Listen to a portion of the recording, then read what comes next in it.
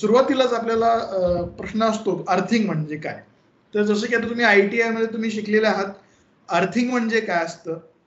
तर तुम्ही तुमच्याकडे ठोंबरे नावाचं पुस्तक असेल माझ्यामध्ये, त्र्यंबक वाघमारे सॉरी, त्या पुस्तकात तुम्ही अर्थिंगची व्याख्या वगैरे तुम्हाला माहित असेल. तर आपण सुरुवातीला काय करूया, एक छोटासा आपण एक व्हिडिओ बघूया. त्या व्हिडिओच्या माध्यमातून अर्थिंग म्हणजे नक्की काय आहे ते आपण पहिल्यांदा पाहूया. सर्वांना विनंती आहे, सर्वांनी आपले ऑडिओ म्यूट करायचे. तर आपण हा व्हिडिओ पाहूया. So we all know the sun's energy is crucial for good health. But do you know that the Earth's energy is too? When we make direct contact with the surface of the Earth, our bodies receive a charge of energy that makes us feel better fast. This is called earthing. You see, throughout history, people were always naturally absorbing the Earth's energy. But in today's world, we live most of our lives inside. And even when we do go outside, we usually wear shoes which prevent us from connecting. So, of course, we often feel drained and achy because we go days or even years without ever touching the earth. But it doesn't have to be this way.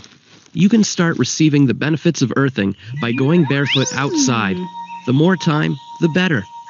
This alone can be life-changing, and it's free. And if you love feeling great while earthing outdoors, now you can start earthing indoors too. Simply connect your earthing product into the third hole of an outlet, which directly connects to the existing ground rod of your home.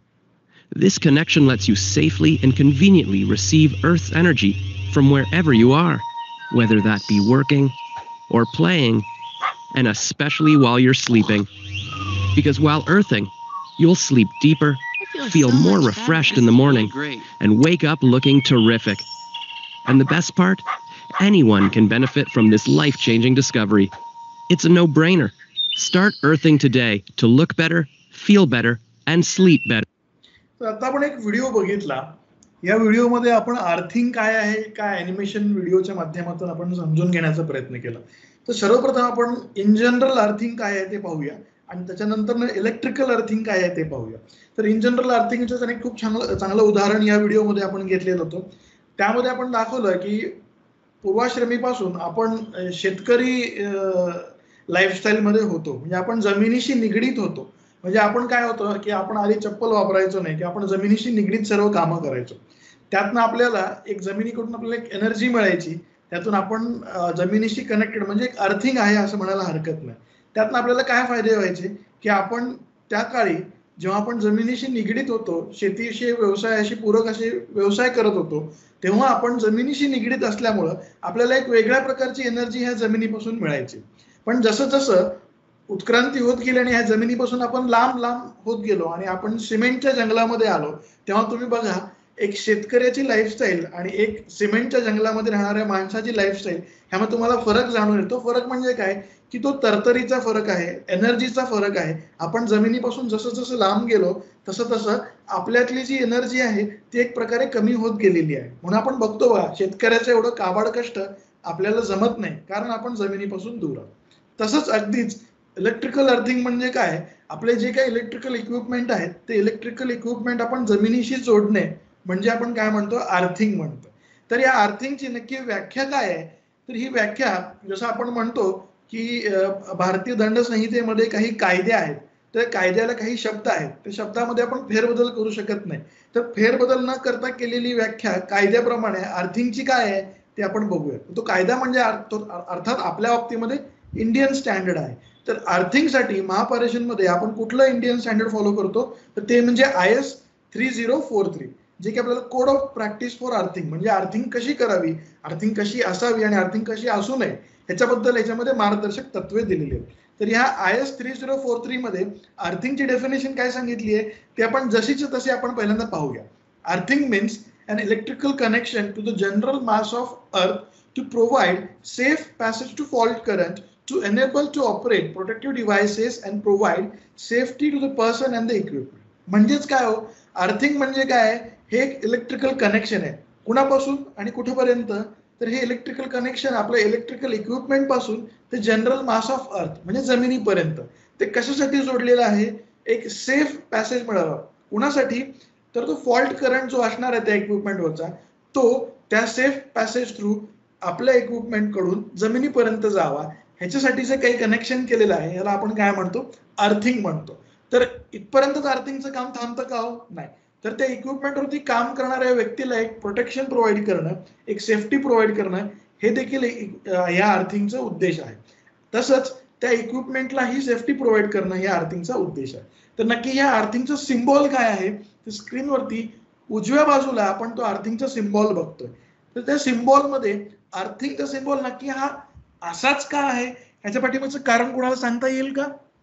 कुणी आपला audio unmute करून सांगू शकतं का की अर्थिंगचा जो symbol तुम्ही स्क्रीनच्या उजव्या बाजूला बघताय तो अर्थिंगचा सिम्बॉल असा का आहे? कोणाला काय सांगता येईल कारण?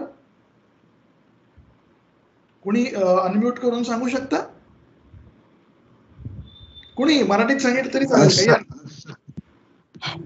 करंट जमिनीत जात असल्यामुळे तो करंट डाऊन होत जातो, त्याच्यामुळे सिम्बॉल असं. करेक्ट. तुम्ही जे दिलेलं उत्तर आहे ते अगदी बरोबर आहे. फक्त थोडंसं मी ते उत्तर थोडंसं फेअर करून सांगतो. आता आपण अर्थिंगची डेफिनेशन बघितली, त्या डेफिनेशन मध्ये आपल्याला काय कळालं की एखादं इलेक्ट्रिकल इक्विपमेंट जमिनीशी जोडणे म्हणजे अर्थिंग आहे. आणि ते जोडणी कशासाठी करतोय?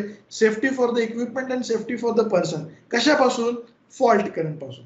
तर जेव्हा आपण एखादं इक्विपमेंट अर्थ करतो म्हणजे काय, त्या अर्थ केलेल्या इक्विपमेंटवरती जे काही पोटेन्शियल्स आहेत, म्हणजे जे काही फॉल्ट करंट असतील किंवा जे अनवॉन्टेड करंट त्या इक्विपमेंटवरती, इक्विपमेंटच्या बॉडीवरती असतील, तर ते आपण जेव्हा जमिनीला जोडतो तर त्याच्या इक्विपमेंटवरचं जे काही पोटेन्शियल असतं ते जमिनीला जोडल्यामुळं त्या हळूहळू कमी होऊन जाऊन झिरो होतं. म्हणजेच काय होतं, जसं आपण सिम्बॉल मध्ये बघतोय, कनेक्शनच्या at the time of connection potential थोडंसं हाय होतं आणि कनेक्ट केल्या केल्या पोटेन्शियल कमी कमी कमी कमी कमी कमी होत जाऊन तो झिरो झालेला आहे. तर अशा प्रकारे हा अर्थिंगचा सिम्बॉल आहे. तर आपण प्रत्येक गोष्टीला हा WH म्हणजे का, कशासाठी, असंच का, हे प्रश्न जोपर्यंत आपण स्वतःला विचारत नाही तोपर्यंत आपल्याला ह्याचा उहापोह होत नाही. तसेच महापरिषद मध्ये आपण दुसरं एक स्टँडर्ड फॉलो करतो, ते म्हणजे IEEE स्टँडर्ड 80, जी की 2000 साली रिअफॉर्मेट केलं होतं, म्हणजे त्याच्यामध्ये काही बदल केले होते. तर हे स्टँडर्ड आपण कुठे वापरतो? जे आपल्या उपकेंद्रामधली जी आपली अर्थिंग आहे त्या अर्थिंगचं डिझाईन करण्यासाठीचं जे स्टँडर्ड आहे ते स्टँडर्ड म्हणजे हे IEEE स्टँडर्ड 80 आहे. या स्टँडर्डला रेफर करूनच आपण आपल्या महापरिषदेमध्ये अर्थिंग डिझाईन करतो. तर आपण दोन स्टँडर्ड कुठली पाहिले? IS 3043 ह्याच्यामध्ये अर्थिंग कशी असावी, कशी केली पाहिजे आणि कशी नसली पाहिजे याबद्दल आपल्याला मार्गदर्शक तत्त्वे मिळतात. तसंच IEEE स्टँडर्ड 80 मध्ये अर्थिंगचं डिझाईन कसं असलं पाहिजे आणि अर्थिंगचे इव्हॅल्युएशन कसं केलं पाहिजे या बाबतीत आपल्याला IEEE स्टँडर्ड 80 मध्ये सांगितलेलं आहे. तर आपण पुढे वळूया. तर अर्थिंगचं नक्की महत्व काय आहे?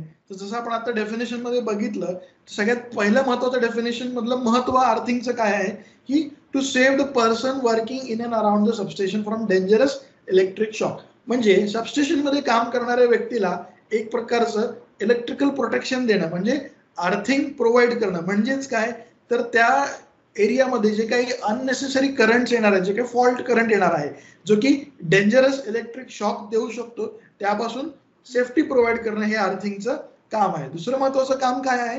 To ensure quick isolation of fault. म्हणजे अर्थिंग जर प्रॉपर असेल तर प्रॉपर अर्थिंगमुळं आपल्या अर्थ फॉल्ट रिलेला एक फीडबॅक मिळतो. त्या फीडबॅकच्या माध्यमातून जो काही फॉल्ट आहे तो आपण प्रॉपर वेगळा आणि आयसोलेट करू शकतो. हे देखील अर्थिंगचं महत्व आहे. आपण कधी कधी म्हणतो बघा, 33 kV फीडर आपला ओव्हर करंट अर्थ फॉल्टवरती ट्रिप झालेला आहे, तर तेव्हा तो अर्थ फॉल्ट रिले काम करण्यासाठी ही जी आपली अर्थिंग आहे सबस्टेशन मधली ती आपल्याला फीडबॅक देत असते आणि त्या माध्यमातून आपला अर्थ फॉल्ट रिले हा ऑपरेट होत असतो to improve the performance of the power system.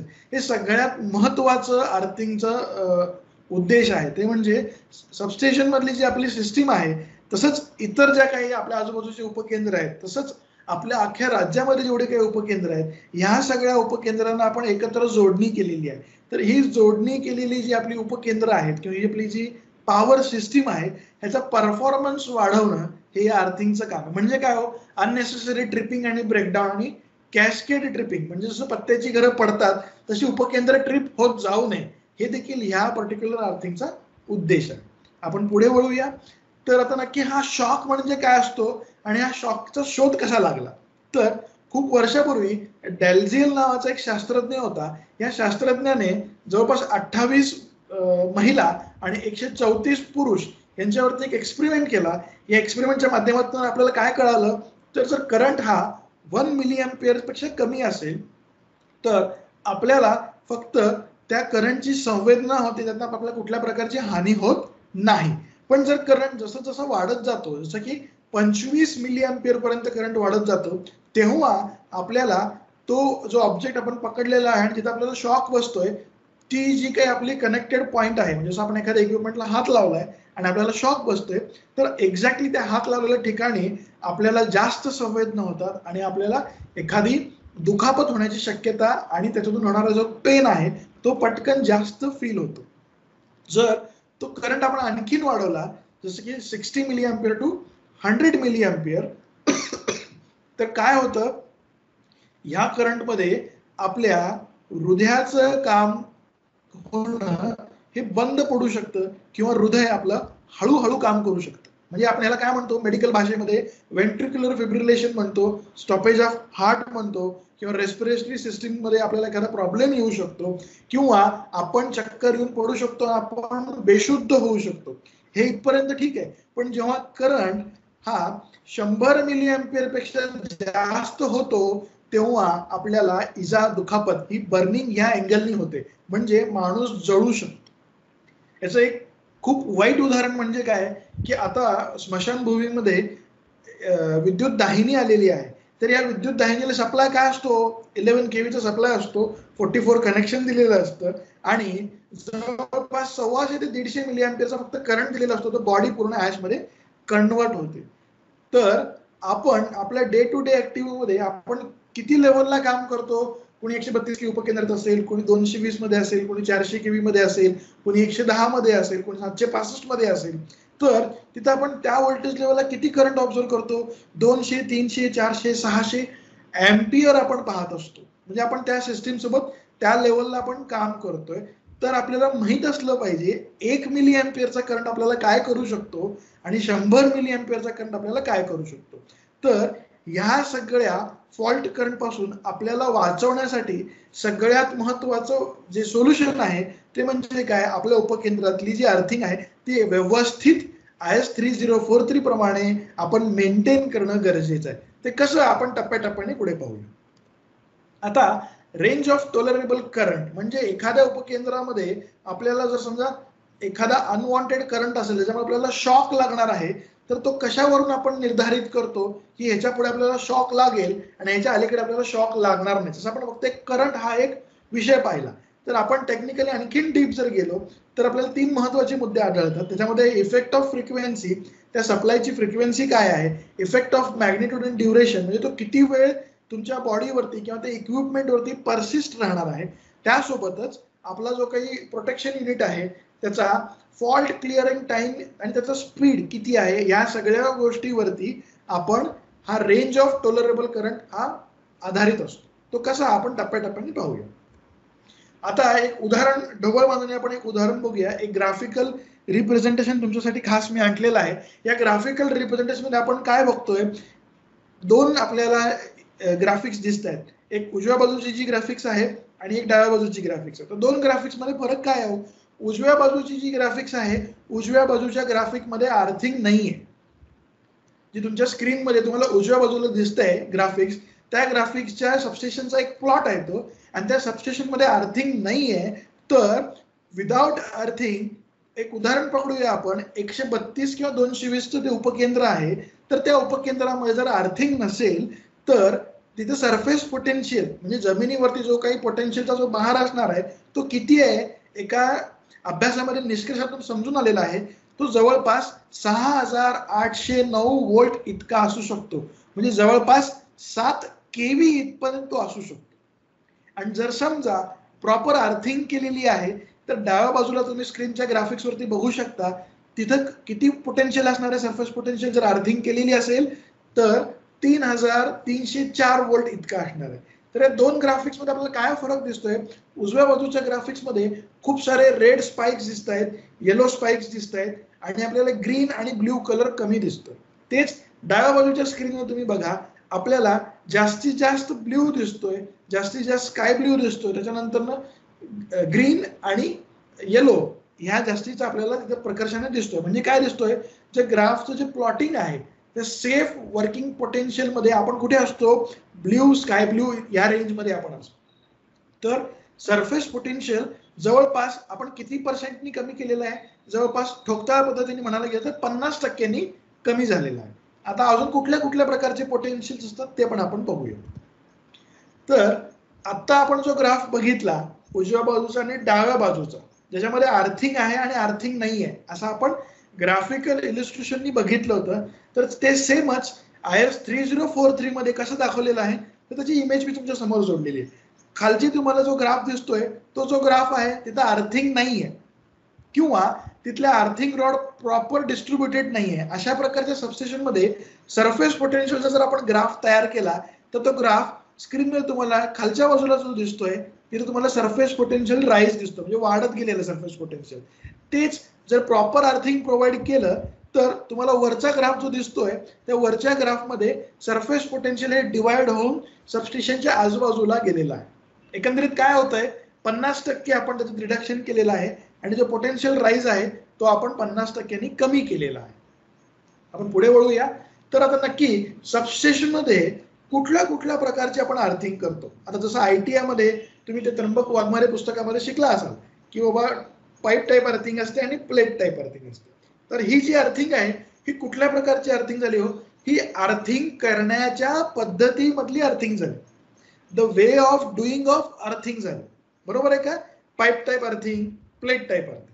आता आपण हे दुसऱ्या प्रकारची अर्थिंग बघणार आहोत. हे दुसऱ्या प्रकारची अर्थिंग म्हणजे नक्की काय हो, the type of connection of earthing आपण बघणार आहोत. म्हणजे अर्थिंग कशी जोडणी केलेली असते, त्या जोडणीचे कुठले प्रकार आहेत हे आपण पाहणार आहोत.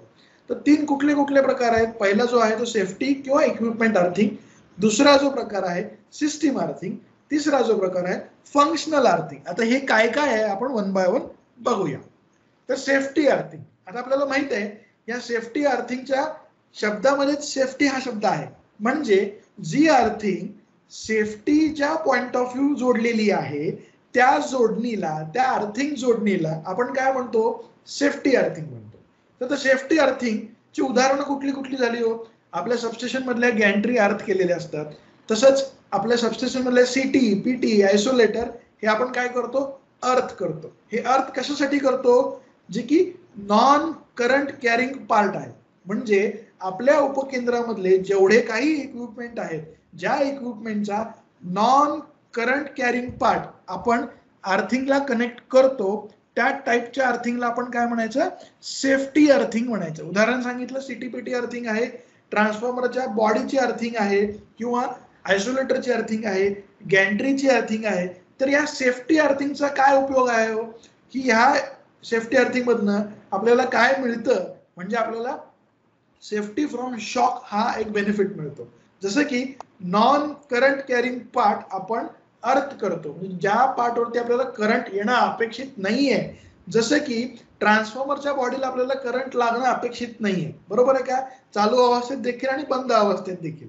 तर त्याची बॉडी ही अर्थ केलेली असते. म्हणजे काय होतं, जर समजा एखादा फॉल्ट झाला आणि त्या फॉल्टमुळं तो फॉल्ट करंट त्या ट्रान्सफॉर्मरच्या बॉडीवरती जर आला तर तुम्हाला शॉक लागू नये. म्हणजे तुम्ही WTI, OTI ची रिडिंग घेताय किंवा एखादा तुम्ही ट्रान्सफॉर्मरचा वॉल ऑन ऑफ करताय किंवा DGA साठी तुम्ही ऑइल सॅम्पल घेताय, त्यावेळेस तुम्हाला शॉक बसतो का हो?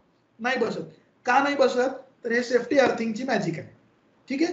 तर ह्या सेफ्टी अर्थिंगमुळे आपल्याला आणखी एक काय फायदा होतो, आपले जे अर्थ फॉल्ट रिले आहेत हे अर्थ फॉल्ट रिलेचं फास्ट स्पीड ऑपरेशन्स आपल्याला या सेफ्टी अर्थिंगमुळे होतं. जसं की बघा, जेव्हा टेस्टिंगची टीम आपल्या सबस्टेशनला येते एखादी CT किंवा PT कमिशनिंग करायला, त्यांचा पहिला प्रश्न काय असतो, त्याची अर्थिंग तुम्ही केलेली आहे का. ते कशासाठी विचारत असतात, तर ही सेफ्टी अर्थिंग केली आहे का नाही हे व्हेरीफाय होणं, आणि त्यामुळेच आपल्याला अर्थ फॉल्ट रिले हा प्रॉपर वर्क करू शकतो. तर हा या सेफ्टी अर्थिंगचं महत्व आहे. तर सेफ्टी अर्थिंग म्हणजे काय आहे, जी अर्थिंग सेफ्टीसाठी जोडणी केलेली असते त्या अर्थिंगला आपण सेफ्टी अर्थिंग म्हणतो. त्याचं उदाहरण म्हणजे CT, PT चे अर्थिंग किंवा ट्रान्सफॉर्मरची बॉडी अर्थिंग किंवा गॅन्ट्रीची अर्थिंग. थोडक्यात काय, या अर्थिंगमध्ये जो काही नॉन करंट कॅरिंग पार्ट आहे तो जमिनीशी जोडणे किंवा अर्थिंगशी जोडणे याला आपण सेफ्टी अर्थिंग म्हणतो. आता आपण पुढे वळूया. पुढच्या प्रकारचे अर्थिंग काय आहे, सिस्टीम अर्थिंग. तर सिस्टीम अर्थिंग म्हणजे काय, जसं शब्दामध्येच सांगितलंय की जी अर्थिंग सिस्टीम साठी केलेली आहे त्या अर्थिंगला सिस्टीम अर्थिंग म्हणजे. तर आपल्या भाषेमध्ये सिस्टीम म्हणजे काय हो, उदाहरण ट्रान्सफॉर्मरची न्यूट्रल ही अर्थ करणे म्हणजे सिस्टीम अर्थिंग आहे. 400 केव्ही मधला सीबीटी अर्थ करणे म्हणजे सिस्टीम अर्थिंग आहे.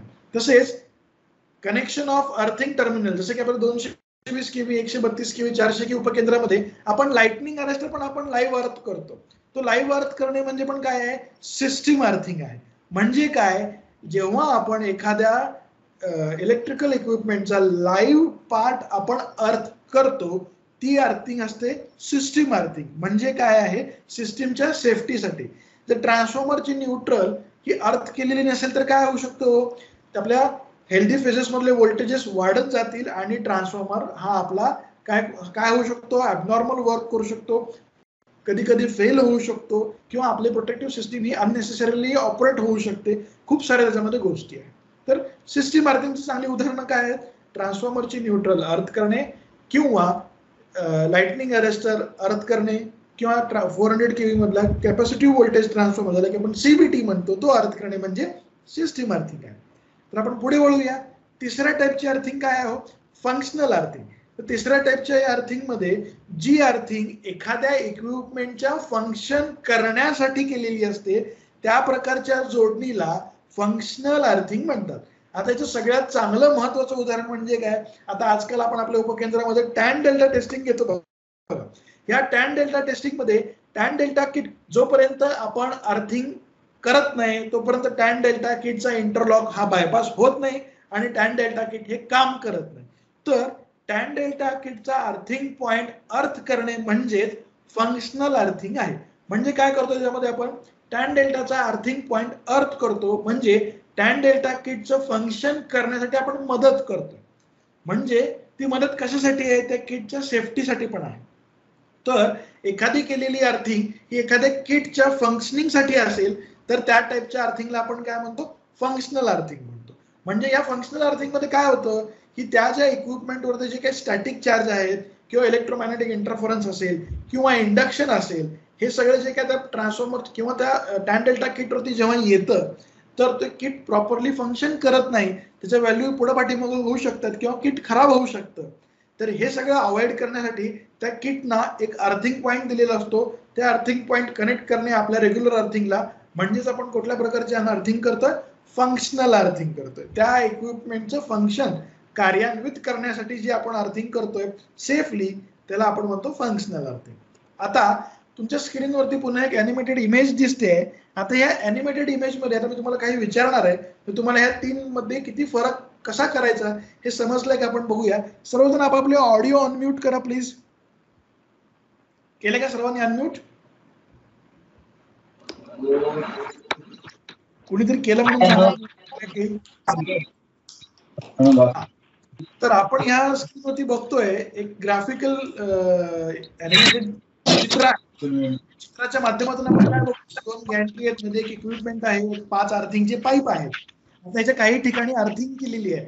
तर आता आपल्याला याच्यातून शोधायचं आहे ही कुठल्या प्रकारची अर्थिंग आहे. आता स्क्रीनच्या मध्यभागी एक इक्विपमेंट आहे, त्या इक्विपमेंटचा एक लेग आपण अर्थ केलेला आहे. तर ही कुठल्या प्रकारची अर्थिंग झाली, सिस्टीम अर्थिंग, फंक्शनल अर्थिंग का सेफ्टी अर्थिंग, तुम्हाला सांगता येईल? Safety earthing. अजून कोण सांगू शकतो?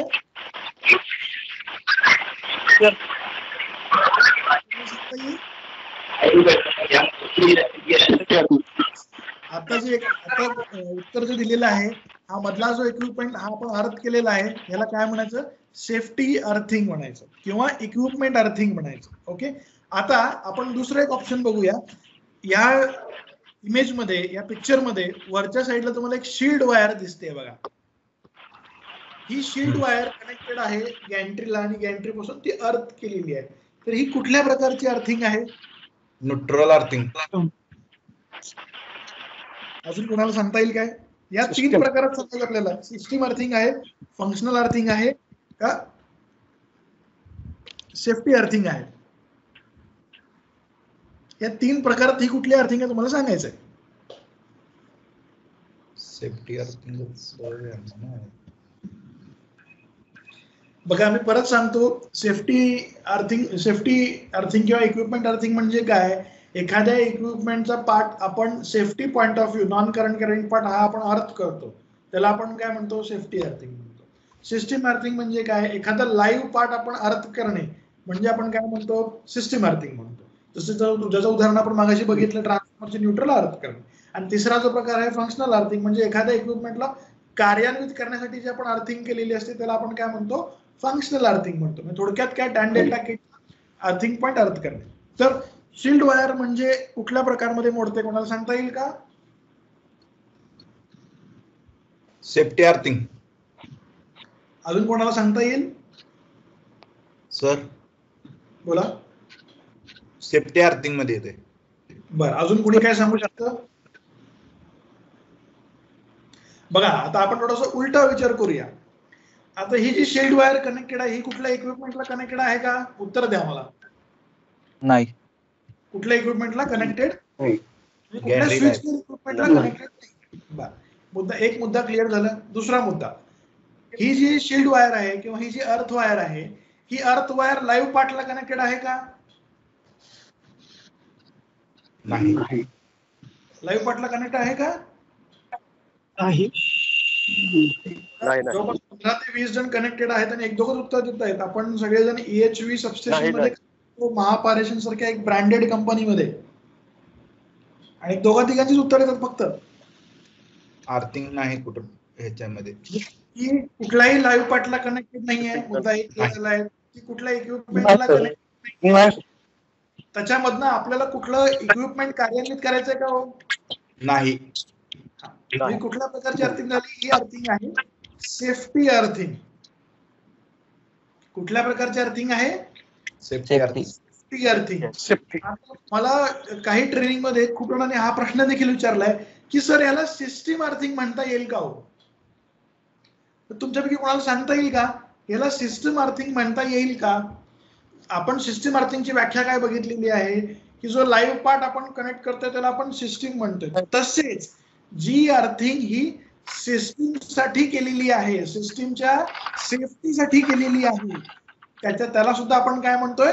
सिस्टीम अर्थिंग म्हणतोय. बरोबर आहे का? बरोबर आहे का? बरं, ही अर्थ वायर आपण सबस्टेशन मध्ये रन करण्यापाठीमागचा उद्देश काय आहे? आपल्या सबस्टेशनला एक प्रकारचं सेफ्टी प्रोव्हाइड करणं. तर एखाद्या ठिकाणी कुठे वीज चमकली किंवा वीज पडली तर ती उपकेंद्रामध्ये येऊ नये. बरोबर आहे का? जरी समजा आलीच किंवा उपकेंद्रावरती जरी वीज पडली तर ती डायरेक्टली काय व्हावी? ग्राउंड व्हावी. म्हणजे ह्याला आपल्याला इनडायरेक्टली सिस्टीम अर्थिंग देखील म्हणता येईल. बरोबर आहे का? हो. कारण ती आपल्या एका प्रकारे सिस्टीमला पण सेफ्टी प्रोव्हाइड करते, अख्ख्या सिस्टीमला. म्हणजे पूर्ण उपकेंद्रामधल्या सगळ्या वरच्या बस सोडला तर इतर सर्व इक्विपमेंटच्या गॅन्ट्रीजना ही शील्ड वायर म्हणजे अर्थ वायर असते. बरोबर आहे का? तर ह्याच्या जोडणीच्या प्रकाराला आपण काय म्हणणार? सेफ्टी अर्थिंग म्हणणार. पण ह्याचा जर आपला दुसरा एक जो उपयोग आहे इनडायरेक्टली, तर याला सिस्टीम अर्थिंग देखील आपण म्हणू शकतो, पण ते इनडायरेक्टली, डायरेक्टली नाही. नाहीतर उद्या माझं नाव सांगून तुम्ही म्हणाल की सरांनी ते सिस्टीम सांगितलं होतं, way of point of connection मध्ये आपण त्याला काय म्हणायचं? सेफ्टी अर्थिंग म्हणायचं. आलं लक्षात सर्वांना? हो सर. सर्वांनी आपले ऑडिओ म्यूट करा, आपण पुढे वळूया. आता तुम्ही जे ITI मध्ये शिकलात वेगवेगळ्या टाईपच्या अर्थिंग करण्याच्या, अर्थिंग तयार करण्याच्या way of doing of earthing, ते कुठले आहेत? पाईप टाईप आहे, प्लेट टाईप आहे, आणि तिसरी जी काउंटरपॉइज अर्थिंग आहे. तर आपण सर्वांनाच ह्या अर्थिंग्स माहित आहेत. पाईप टाईप प्रत्येकाला माहित आहे, प्लेट टाईप प्रत्येकाला माहित आहे. काउंटरपॉइज थोडीफार नवीन असू शकते, त्यामुळे आपण काउंटरपॉइज अर्थिंग थोडीशी जास्त डीप मध्ये बघूया. पाईप टाईप अर्थिंग आणि प्लेट टाईप अर्थिंग थोडीशी आपण नॉर्मली बघूया. ठीक आहे? तर पाईप टाईप अर्थिंग IS 3043 मध्ये जशी इमेज दिलेली आहे तशी तिथून उचलून इथे टाकलेली आहे. बघा डाव्या बाजूला तुम्हाला काय दिसतंय? अर्थिंग केल्यानंतर कसं दिसतंय? उजव्या बाजूला तो अर्थिंगचा पाईप कसा असला पाहिजे, खाली त्याचे कनेक्शन्स कसे असले पाहिजे, असं एकंदरीत एक चित्र. तर जनरली काय असतो पाईप टाईप अर्थिंग म्हणजे 3 मीटरचा एक पाईप असतो, म्हणजे जवळपास 10 फुटाचा एक पाईप असतो. कुठला पाईप असतो? गॅल्वनाइज्ड आयर्नचा पाईप असतो. तो पाईप कसा असतो? परफोरेटेड पाईप असतो. परफोरेटेड म्हणजे काय असतो? त्याला बारीक बारीक छिद्र असतात. तर आता मला सांगा, आपल्या उपकेंद्रामधले जे काही पाईप अर्थिंग आहेत त्या पाईपला छिद्र आहेत का हो? नाही आहेत. बरोबर आहे का? तर ते छिद्र कशासाठी केलेले असतात? त्याचा प्रॉपर त्याच्यातून पाणी आपण जे काही देणार आहोत ते पाणी त्या जवळपासच्या जमिनीमध्ये प्रॉपर मुरावं आणि त्यातनं एक प्रकारचं मॉइश्चर चांगलं जनरेट राहावं आणि अर्थिंगची व्हॅल्यू मेंटेन राहावी, याच्यासाठी IS मध्ये परफोरेटेड म्हणजे छिद्र असलेला पाईप टाका असं सांगितलं.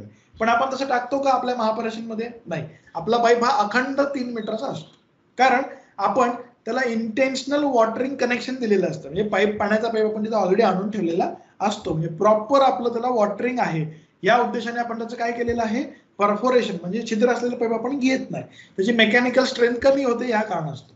तर या पाईप टाईप अर्थिंग मध्ये जसं आपण IS मध्ये बघितलंय किंवा तुमच्या ITIच्या आपण त्या त्र्यंबक वाघमारे पुस्तकात आपण शिकलोय की बाबा एक लेअर सॉल्टचा असतो, एक लेअर चारकोलचा असतो, म्हणजे मीठ म्हणा, कोळसा, मीठ कोळसा याचं कॉम्बिनेशन असतं, 3-4 बेड असतात आणि त्यामध्ये हा पाईप असतो.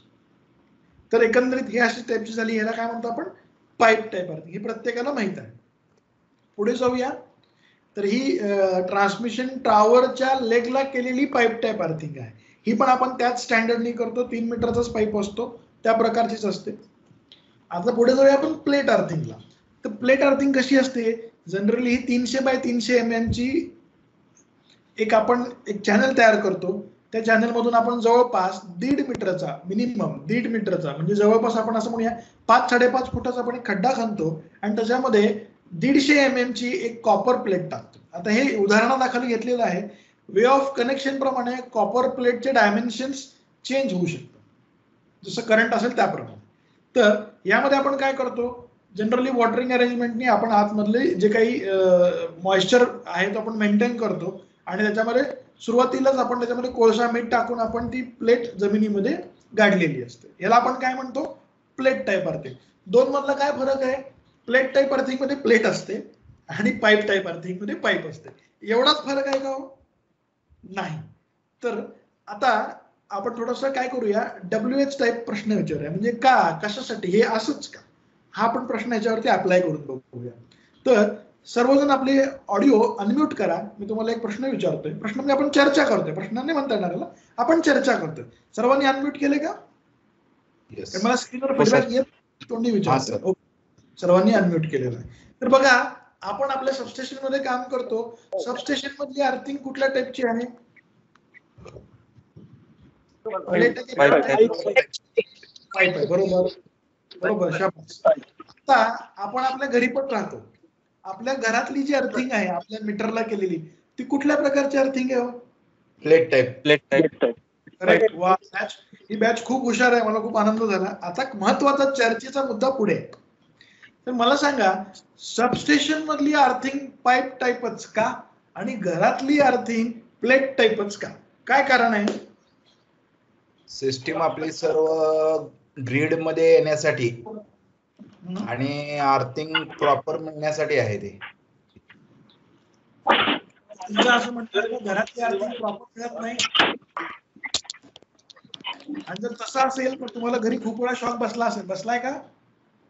हा, बसलाय थोडासा समथिंग. तुमच्या अर्थिंग प्रॉपर कनेक्टेड नसेल, प्रॉपर झालेलं असेल, अदरवाईज MSPचं मीटरच काम करत नाही. आता जे नवीन मीटर एडी वाले जे तर दोन मधला फरक काय? सबस्टेशन मधली अर्थिंग पाईप आणि घरामध्ये आपण जी अर्थिंग करतो ती प्लेट टाईपच का? असं करता येईल का? सबस्टेशन मधली अर्थिंग प्लेट टाईप करता येईल का? येईल ना सर. करता येईल. काय फरक असेल? काय दोन मध्ये फरक होईल? कुणाला सांगता येईल? प्लेट टाईपची आपली कॉस्ट जाते, त्याच्यामुळे आपण पाईप टाईप वापरतो सर. मला आवाज फक्त येतोय, जरा चेहरे मी जरा पुढे येतो. सगळ्यांनी आपले कॅमेरे पण ऑन करा ना, मला जरा क्लासरूमचा फील येईल. थोडा वेळ पुरते ऑन करा, म्हणजे कोण बोलतंय मला समोर दिसेल. तर प्लेट टाईप मध्ये जास्त कॉस्ट येते, त्याच्यामुळे आपण पाईप टाईप वापरतो. स्क्रीनवरती लक्षात येतं. मला प्लीज नाव सांगा आपलं एकदा. भागवत बोलतो आळेफाटा. गणेश बाबू बाजूला दिसले. हा, बोला.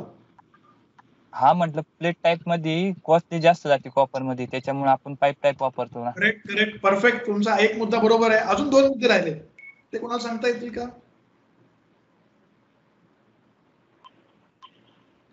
काय फरक आहे सबस्टेशन मध्येच पाईप करतो आणि घरी मात्र आपण प्लेट करतो? आता गणेश भागवत यांनी सांगितलं की सबस्टेशन मध्ये प्लेट करू शकतो, पण प्लेटची किंमत जास्त आहे त्याच्यामुळे आपण इथं करत नाही. ठीक आहे, हा मुद्दा बरोबर आहे. अजून करंट असतो तो हाय. सुरुवातीला नाव सांगा, म्हणजे मला स्क्रीनवरती मला बघता येईल. तुमचा आवाज क्लिअर येत नाहीये. आपलं अर्थिंग आहे ते पूर्ण ग्रीडशी जोडलेलं असतं. बर. आणि आपलं घराचं ओनली 1 BHK असो, ते फक्त लोड लिमिटेड लोड आहे ना तो. बघा, तुमच्या दिलेल्या उत्तरामध्ये मी एक कॉमा टाकतो आणि बघा तुम्ही म्हणता आपले सबस्टेशन हे कनेक्टेड आहेत म्हणता. ठीक आहे, बरोबर आहे तुमचं, पण घर कनेक्टेड नाही म्हणता. आता तुम्हाला थोडंसं आपण ट्रेस करूया. उदाहरण पकडूया की गणेश सरांचं जे घर आहे ते 2 BHK घर आहे. ठीक आहे, त्यांच्या घरची जी अर्थिंग आहे ती त्यांच्या मीटरला कनेक्ट आहे, मीटर MSCB ला कनेक्ट आहे, म्हणजे 11 kV लाईनला कनेक्ट आहे. बरोबर आहे का सर? हा बरोबर आहे. मग ते 11 kV पासून तुमच्या 33 kV सबस्टेशनला तुम्ही कनेक्टेड आहात. हा, मग त्या 33 पासून तुम्ही 132 ला कनेक्टेड आहात. बरोबर आहे. मग 220 ला कनेक्टेड आहात. हा बरोबर. 400 ला कनेक्टेड आहात. बरोबर आहे.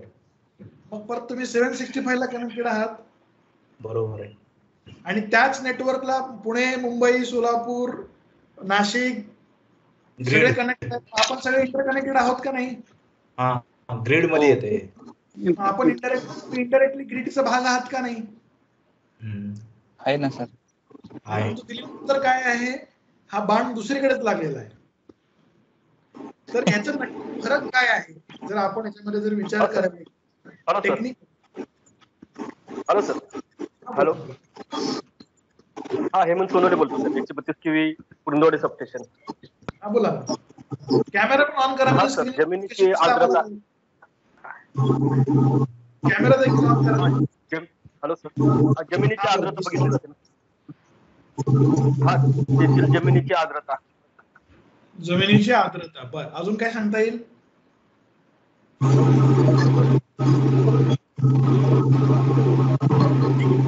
जास्त वेळ न घेता, आपल्याला टाइम आहे त्यामुळे जास्त वेळ न घेता चुकता न ताणता मी उत्तर देतो.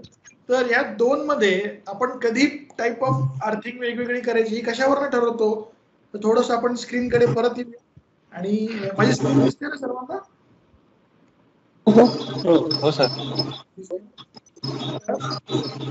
याच्यामध्ये प्लेट टाईप कधी आणि पाईप टाईप कधी हे कशावर ठरवतं?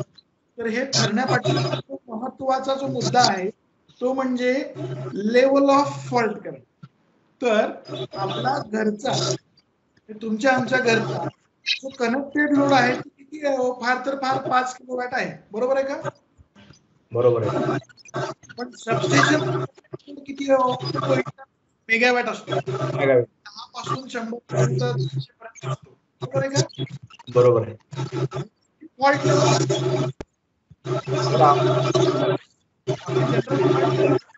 40 किलो एम्पियर. बरोबर आहे का?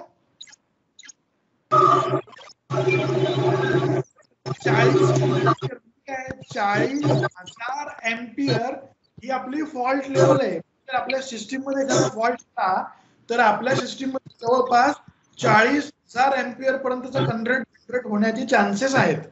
बरोबर आहे. आणि जर आपला फॉल्ट आला काय होतं? फॉल्ट करंट 5 kW ला किती एखादा एम्पियर येईल का? एखादा किलो एम्पियर येईल? एखादा किलो एम्पियर त्याच्या पुढे येणार नाही. तर कनेक्टेड लोड किंवा आपण असं म्हणूया टेक्निकल भाषेमध्ये, जिथं फॉल्ट लेवल कमी आहे, लेस दॅन 1 किलो एम्पियर आहे, तिथं आपल्याला प्लेट टाईप अर्थिंग ही टेक्नो कमर्शियल ठरते. टेक्नो कमर्शियल म्हणजे काय? Right thing at right place. म्हणजे योग्य निवड आपण केली आहे असं म्हणता येईल. म्हणजे होणारा खर्च, मेंटेनन्स आणि एकंदर मिळणारी सेफ्टी, या सगळ्याची जर आपण मांडणी केली तर 1 किलो एम्पियर पेक्षा कमीवाला फॉल्ट करंटच्या सिस्टीम मध्ये आपण प्लेट टाईप अर्थिंग वापरायला पाहिजे. आणि जिथं फॉल्ट करंट हा 1 किलो एम्पियर पेक्षा जास्त असेल तिथं मात्र आपण पाईप टाईप अर्थिंग ही वापरली पाहिजे. आता मला दुसरा एक प्रश्न होता की सबस्टेशन मध्ये मी प्लेट टाईप अर्थिंग करू शकतो का? नक्कीच करू शकतो, पण त्याच्यामध्ये लिमिटेशन्स काय आहेत? तर त्या सबस्टेशन मध्ये असं उदाहरणासाठी पकडूया की मी ज्या उपकेंद्रामध्ये काम करतो ते उपकेंद्र 3 एकराचं आहे. तर 3 एकराच्या उपकेंद्राला जर मला प्लेट अर्थिंग करायची असेल तर कमीत कमी मला 8 एकराची प्लेट टाकावी लागेल त्याच्यामध्ये. म्हणजे 3 एकर उपकेंद्राच्या एरियामध्ये मी 8 एकराची प्लेट टाकू शकतो का हो? नाही. आणि टाकणं मला फिजिबल आहे का टेक्नो कमर्शियली माध्यमातून, मेंटेनन्सच्या माध्यमातून? हे परवडणार नाही. परवडणार नाहीये, बरोबर. तर टेक्नो कमर्शियल किंवा टेक्नो इकॉनॉमिकल सोल्युशन काय आहे? मोर दॅन 1 किलो एम्पियरच्या फॉल्ट करंटच्या सिस्टीमसाठी आपण ही पाईप टाईप अर्थिंग करतो. का करतो? कारण त्या पाईप टाईपचा तेवढ्या करंट कॅरिंग कॅपॅसिटी असते. प्लेटची मात्र कमी असते कारण त्याची साईज आपल्याला वाढवत जावी लागते. बरोबर. आलं लक्षात? कधी प्लेट आणि कधी पाईप. तर आजचं ट्रेनिंग अटेंड केल्यानंतर ना माझ्या प्रत्येक या टेक्निशियन बांधवाला, ऑपरेटर्स जर असतील तर यांना सांगता आलं पाहिजे की कधी प्लेट वापरायची आहे आणि कधी पाईप टाईप अर्थिंग वापरायची आहे. सांगता येईल प्रत्येकाला? हा सर. हो सर. हो सर. आता आपण पुढे जाऊया. तिसरी अर्थिंग आहे काउंटर पॉइज अर्थिंग. तरी काउंटर पॉइज अर्थिंग म्हणजे काय आहे थोडक्यात सांगतो.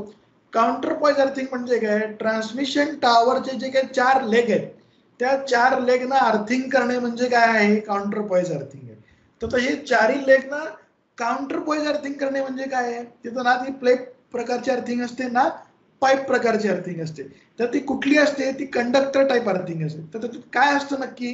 तर उदाहरण जर आपण घेतलं 220 किंवा 132 जर टॉवर असेल तर 7 बाय 3.15 mm ची गॅल्वनाइज्ड स्टील स्पेंडेड वायर असते. ती वायर आपण त्या ट्रान्समिशन टॉवरच्या 4 लेगला आपण जवळपास 450 mm जमिनीमध्ये गाडून ती जवळपास 15 मीटर लांब पर्यंत आच्छादित करतो. आणि जर 400 केवीची असेल तर वायरमध्ये थोडासा फरक होतो. ती म्हणजे 7 बाय 3.66 mm ची होते आणि जवळपास आपण 1 मीटर पर्यंत ती जमिनीमध्ये गाडतो आणि ती 25 मीटर पर्यंत लांब नेतो. म्हणजे काय आहे? 132-220 टॉवर असेल तर 4 लेगला काउंटर पॉइज अर्थिंग करणे म्हणजे काय? गॅल्वनाइज्ड स्टील स्टँडर्ड वायर आपण त्या 4 पायापासून जवळपास 450 mm जमिनीमध्ये गाडतो आणि तिथून 15 मीटर 4 पायापासून 15 आपण लांबपर्यंत ती अर्थिंग करतो. तसंच 400 केवीला 25 मीटर पर्यंत करतो. तर या अर्थिंगचा फायदा काय आहे? तर या अर्थिंगचा फायदा म्हणजे आपण बघा जे आता 132 केवी उपकेंद्र 220 किंवा 400 केवी मध्ये काम करत असेल खूप वेळा असं आपल्याला लक्षात येतं की आपली लाईन ट्रान्समिशन लाईन ही ट्रान्झिएंट फॉल्ट वरती ट्रिप होते. तर हा ट्रान्झिएंट फॉल्ट म्हणजे काय हो? त्या ठिकाणी काय होतं? समजा लाइटनिंग स्ट्रोक आला तर तिथली इन्सुलेशन लेवल पेक्षा ती पोटेन्शियल जास्त झाल्यामुळं आपण जर ही केलेली अर्थिंग जर प्रॉपर असेल तर ह्या अर्थिंग मधून तो पर्टिक्युलर फॉल्ट करंट किंवा अनवॉन्टेड करंट हा जमिनीकडे जातो आणि आपला टॉवर हा सेफ राहतो. आपले इन्सुलेटर जे आहेत ते सेफ राहतात, कंडक्टर सेफ राहतं आणि आपली लाईन ट्रान्झिएंट फॉल्ट वरती. आणि जर समजा आपल्या ट्रान्समिशन टॉवरची जर अर्थिंग चांगली नसेल तर मग त्याच्या पुढे जाऊन काय होतं? तर तिथला इन्सुलेटर फुटतो, कंडक्टर स्नॅपिंग होतं, ह्या प्रकारच्या गोष्टी व्हायला सुरू होतात. म्हणजे ह्या ट्रान्झिएंट जे ट्रिपिंग आहेत ह्या ट्रान्झिएंट ट्रिपिंग मधून जर आपल्याला ब्रेकडाऊन अवॉइड करायचं असेल तर आपली काउंटर पॉइज अर्थिंग ही प्रॉपर असली पाहिजे किंवा जी जनरल आपण अर्थिंग केलेली आहे लेग अर्थिंग ती पण प्रॉपर असली पाहिजे. तर सध्याला आपल्या महापारेषणच्या पद्धतीप्रमाणे आपण प्रत्येक तिसरा ट्रान्समिशन टॉवर आपण अर्थ केलेला असतो. त्याच्यात आपण हे काउंटर पॉइज अर्थिंग पाहिलं. आता आपण पुढे जाऊया. आता सध्याला मार्केटमध्ये कुठल्या प्रकारची नवीन अर्थिंग आलेली आहे तर त्याला आपण म्हणतो फास्ट इलेक्ट्रोड. म्हणजेच त्याचं टेक्निकल नाव काय आहे? Chemical copper bonding earthing. तर याच्यामध्ये काय आहे?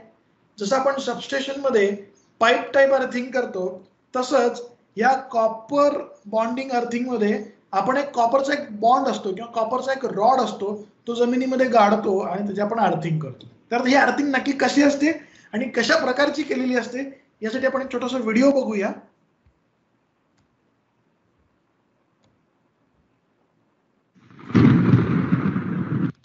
JMVL PS Limited, leading the nation towards electrical safety.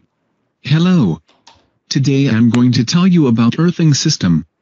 We all are surrounded by an electrical system.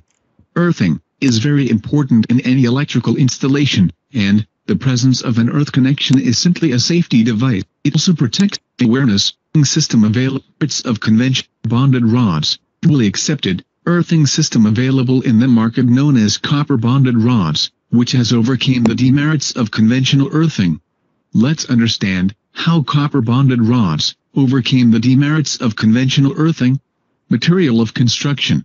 Conventional earthing is made up of cast iron pipe. As we know, iron is considered as poor conductor of electricity that hampers the flow of current and provides low conductivity. Chemical. On the other hand, copper bonded rods are made up of steel rods with copper coating. Copper is considered as a good conductor of electricity, which allows smooth flow of current and enhances conductivity. Corrosion. Conventional. Let's understand how copper of an earthing, which provides a good years, considered as a gets washed system. In conductivity, rules for conventional earthing system. Conventional earthing system is not. तर हे copper earthing आपण बघितली, copper bonding earthing, दोन मधला फरक त्यांनी काय सांगितलाय की आपली जी रेग्युलर अर्थिंग आहे आपल्याला मेंटेनन्स करावं लागतं आणि हे मेंटेनन्स फ्री आहे. हा एवढाच एक महत्वाचा मुद्दा याच्यामध्ये आहे. पण ही अर्थिंग कशा प्रकारे केलं जातं एक छोटासा एक व्हिडिओ बघूया आपण.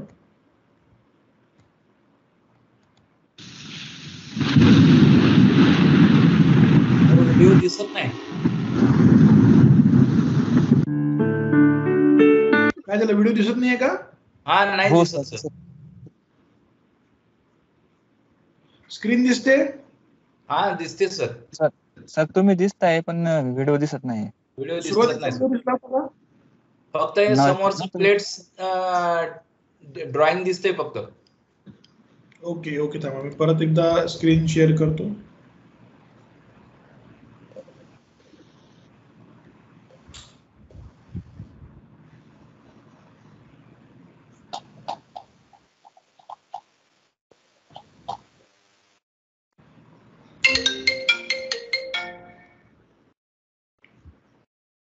बघा, तुम्हाला दिसतंय का? स्क्रीन दिसते तुम्हाला आता? हा सर, स्क्रीन दिसते सर. मला एक जण फीडबॅक द्या, मी थोडंसं चेक करतो. मला दिसतंय का बघूया. व्हिडिओ नाही दिसत सर. दिसत नाही?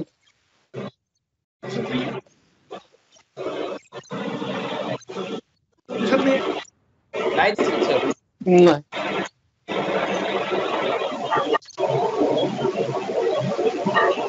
आवाज सुद्धा क्लिअर येत नाही.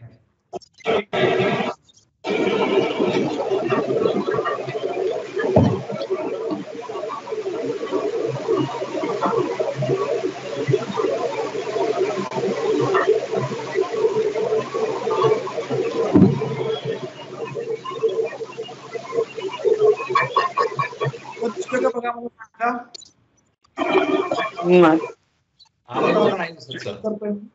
आता दिसतोय का? हा सर, आता दिसायला लागला.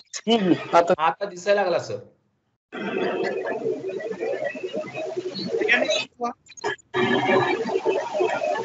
Install install.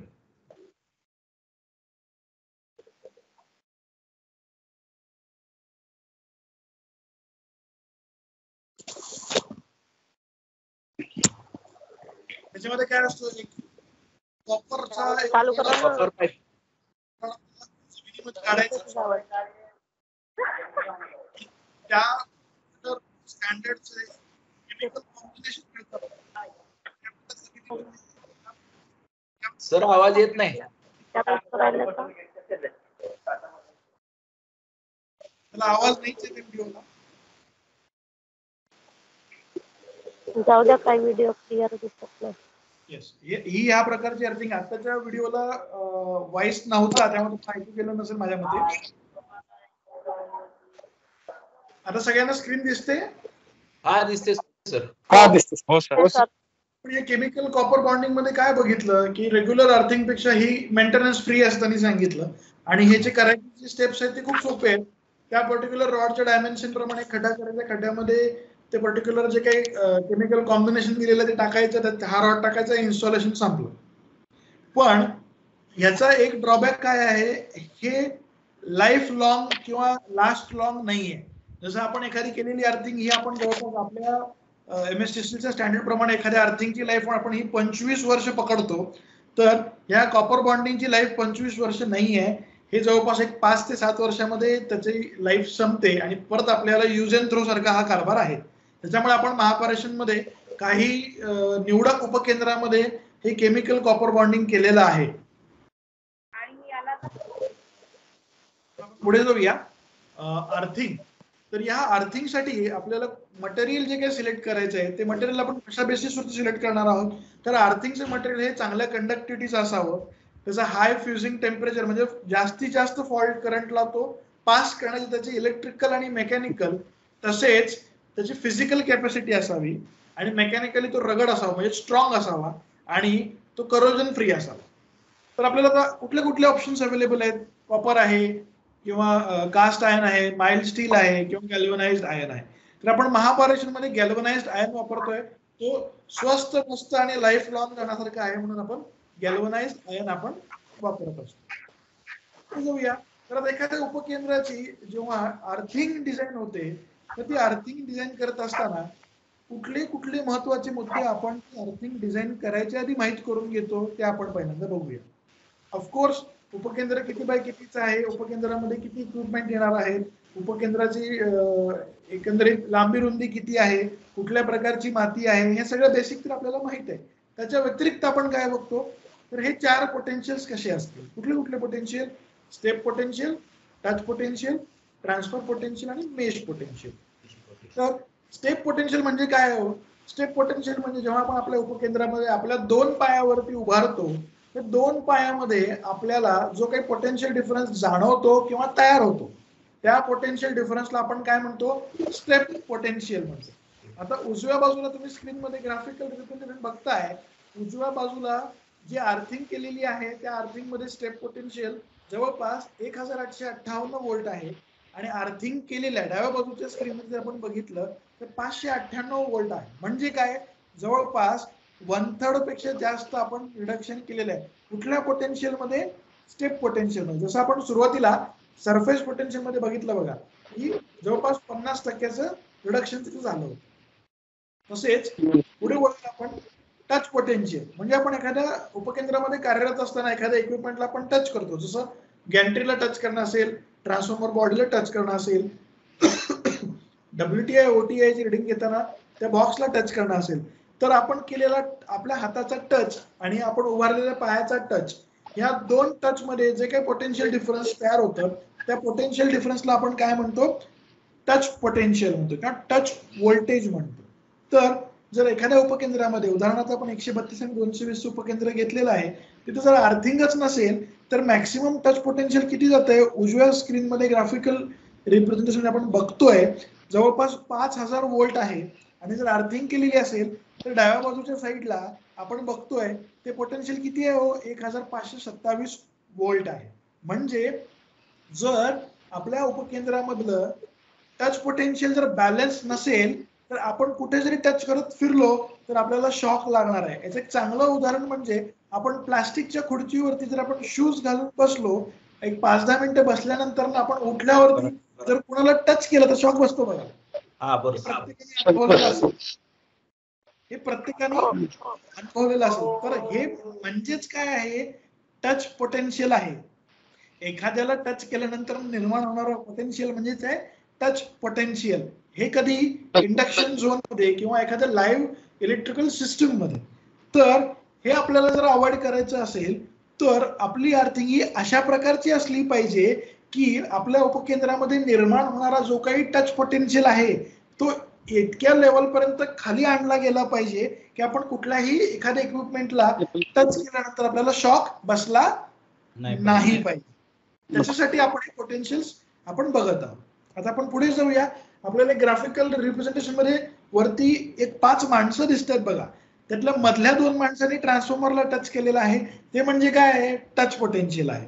ठीक आहे. त्याच्यानंतर ना स्क्रीन मधल्या डाव्या बाजूला तुम्हाला एक माणूस मध्ये उभारलेला दिसतोय गॅन्ट्रीच्या जवळ. तर 2 पायामध्ये जे काही व्होल्टेज निर्माण झालेलं त्याला आपण काय म्हणतो, स्टेप पोटेन्शियल म्हणतो. तसं डाव्या बाजूला एका माणसाने गॅन्ट्रीला टच केलेलं आहे, त्याच्यासोबत एखाद्या मेटल पार्टला पण टच केलेला आहे, त्याला आपण काय म्हणतो, metal to metal touch potential म्हणतो. आणि जर एखादं इक्विपमेंट आपण एखाद्या यार्ड मधून घेऊन चाललोय आणि त्या इक्विपमेंटचं समजा एका ठिकाणी कनेक्शन झालं, उदाहरणार्थ शिडी घेऊन चाललोय, तर कधी कधी आपल्याला असं होतं बघा, शिडी 2 गॅन्ट्रीला कधी कधी आपल्याकडनं चुकून लागली जाते. तर जेव्हा 2 गॅन्ट्रीला शिडी लागते तर त्या शिडीच्या माध्यमातून देखील एक ट्रान्सफर पोटेन्शियल हे पास होत असतं. जर अर्थिंग प्रॉपर नसेल तर आपली ही जी या स्क्रीन मधली जी ही 5 माणसं ऍक्टिव्हिटी करतायत, टच करणे, चालणे किंवा एखादं इक्विपमेंट घेऊन जाणे, या प्रत्येक ठिकाणी आपल्याला शॉक बसू शकतो. तर आपल्याला आपल्या उपकेंद्रामध्ये शॉक बसतो का? नाही बसत. का नाही बसत? कारण आपली अर्थिंग ही अशा प्रकारे डिझाईन केलेली आहे की हे जे पोटेन्शियल आहेत, touch potential, step potential, mesh potential, transfer potential किंवा हे metal to metal touch potential, हे एवढ्या लेवल पर्यंत कमी झालेले आहेत की आपल्याला ते फील होत नाहीत, म्हणजे आपल्याला जाणीव होत नाही, अर्थात आपल्याला शॉक बसत नाही. ह्यालाच काय म्हणतो आपण, सक्सेसफुल अर्थिंग करणे. ओके. आता आपण पुढे वळूया. तर याच्यामध्ये आपण बघतोय या स्क्रीन मध्ये तुम्हाला अर्थिंग दिसते, काळ्या कलरची उभ्या आडव्या रेषा तुम्हाला दिसत आहेत.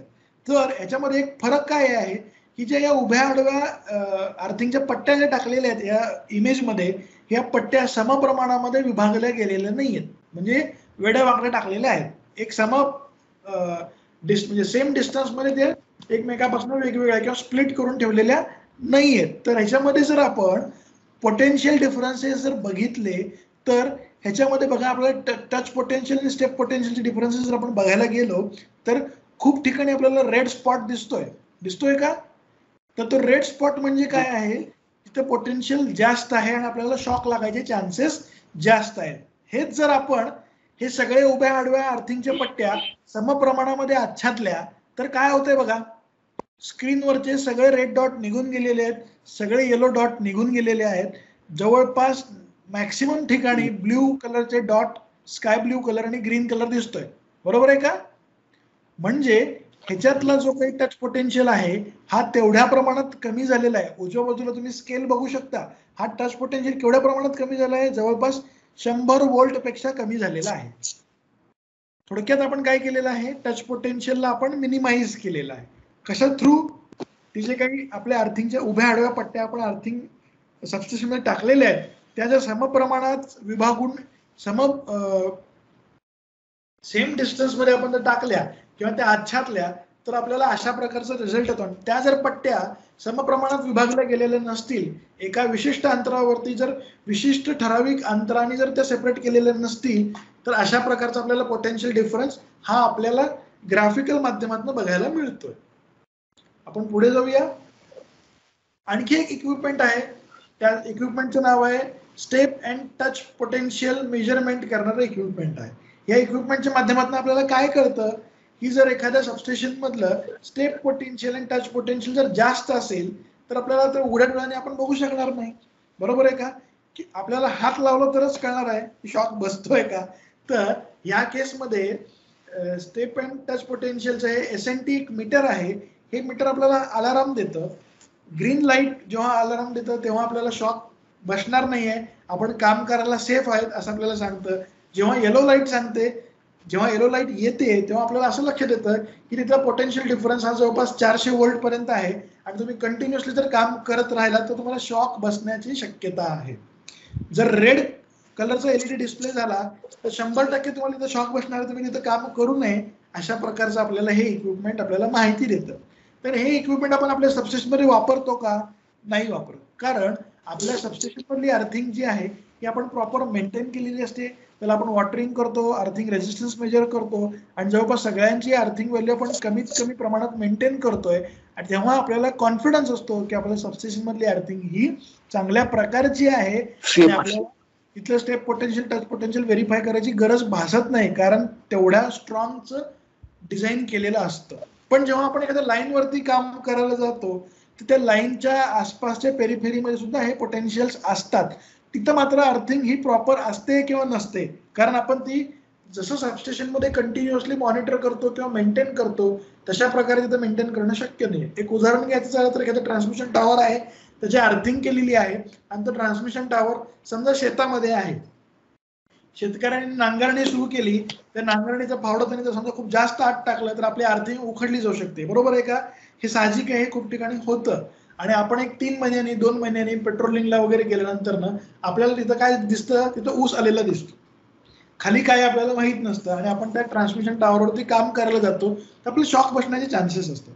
म्हणून आपण दुसऱ्या प्रकारे काय करतो, तो ट्रान्समिशन टॉवर आपण लोकली अर्थ करतो किंवा 2 सबस्टेशन मध्ये त्यांच्या एंडला आउटगोईंग लाईनला आपण अर्थिंग करून घेतो आणि आपण सेफ्टी इन्शुअर करतो. त्याच्यावरती आपल्याला आणखी जर व्हेरीफाय करायचं असेल तर हे SNTचं किट आपण जर तिथं कनेक्ट केलं तर आपल्याला शॉक बसण्यापासून आपण वाचू शकतो आणि हे पोटेन्शियल आपण ऑब्झर्व करू शकतो. कसं, याचा एक छोटासा आपण व्हिडिओ बघूया. एक मिनिट, तुम्हाला ऑडिओ येणार नाही. तुम्हाला स्क्रीन शेअर करतोय, इन्क्लूड करतोय आणि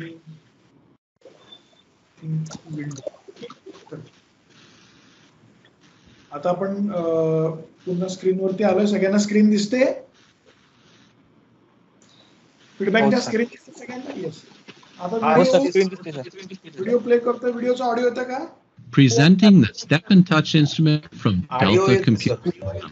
The SNT instrument protects linemen by continuously monitoring and alarming step potentials and touch potentials caused by ground potential rise. Since 2003, the SNT has kept linemen safe in the Pacific Northwest. This monitoring device comes as a complete kit, including a rugged case, the instrument, grounding rod, 2 different probes, a 15-foot probe cable, and a charger. The SNT drive the ground rod into a suitable location, use a hot stick to connect the probe to the tower, turn on the SNT, wait for the alarm that indicates the lost probe connection detection is working, slide the SNT onto the stake, and now you can begin your work. When the SNT senses dangerous voltage levels, it will alarm. Yellow LEDs will flash if the potential reaches 100 volts. If it reaches 500 volts, red LEDs will flash. You can silence the audible alarm while you remedy the ground potential rise situation. The visible alarm will continue until the voltage falls to a safe level and you clear the alarm. The SNT design has been guided by lineman requests. तर आपण हे बघितलं, step and touch पोटेन्शियलचं एक instrument आहे. या instrument मध्ये आपल्याला एखाद्या ट्रान्समिशन लाईन वरती काम करत असताना पोटेन्शियल सेफ आहेत का अनसेफ आहेत हे व्हेरीफाय करता येतं. तो कसं करायचं आपण बघितलं. हे किट आपण महापालिकेमध्ये वापरतोय, पण खूप कमी प्रमाणात हे वापरलं जातंय. कुणाच्या सबस्टेशनला जर हे अवेलेबल असेल तर सबस्टेशनला किंवा लाईन मेंटेनन्स युनिटला किंवा सबस्टेशन कन्स्ट्रक्शन मध्ये कोणी वापरत असेल तर मला तुम्ही फीडबॅक देऊ शकता.